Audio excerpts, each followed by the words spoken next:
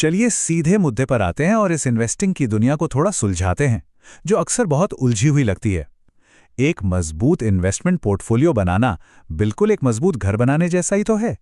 जैसे बिना किसी ब्लूप्रिंट के ईंट पत्थर रखने से घर नहीं बनता, वैसे ही बिना किसी स्पष्ट प्लान के फाइनेंशियल मार्केट में उतरना एक बहुत बड़ी गलती साबित हो सकती है।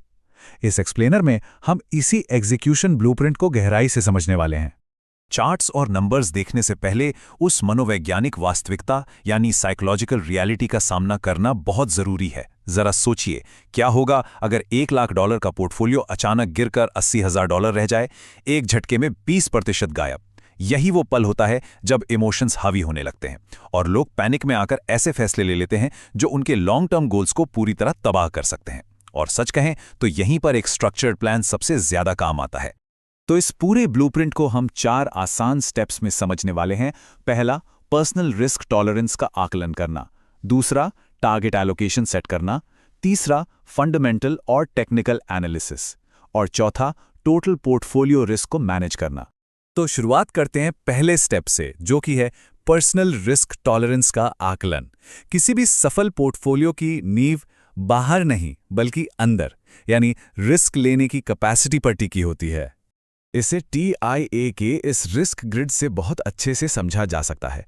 जब पैसा निकालने की टाइमलाइन को नुकसान झेलने की इमोशनल कैपेसिटी के साथ मिलाकर देखा जाता है तो एक बहुत ही स्पष्ट रिस्क प्रोफाइल सामने आती है। ये कंजर्वेटिव से लेकर अग्रेसिव तक कुछ भी हो सकती है। सीधी सी बात है, अगर पैसे की जल्दी जरूरत पड़ने वाली है तो रिस्क कम लेना ही सबसे अच्छी रणनीति है। रिस्क प्रोफाइल तय हो जाने के बाद बारी आती है इन्वेस्टमेंट पॉलिसी स्टेटमेंट यानी IPS को फॉर्मल रूप से लिखने की। ये एक लिखित एंकर की तरह काम करता है।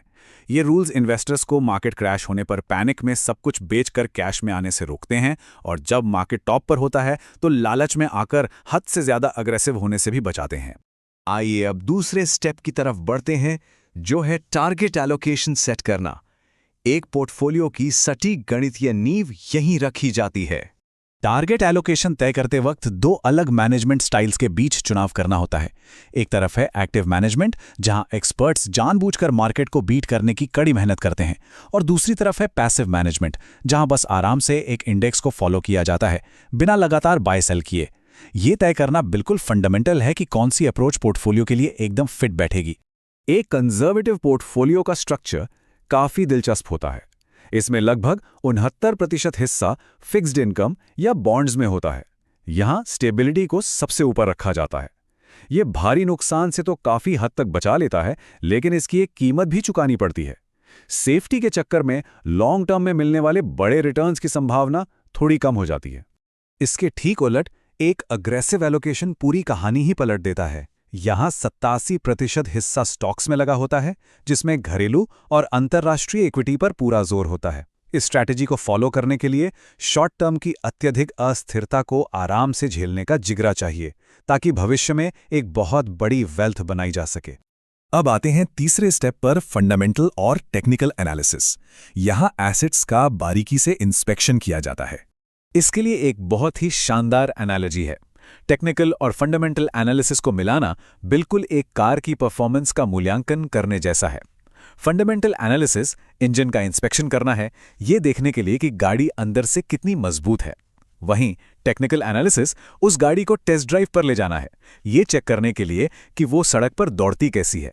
दोनों का कॉम्बिनेशन बेहतरीन फैसले लेने में मदद करता है।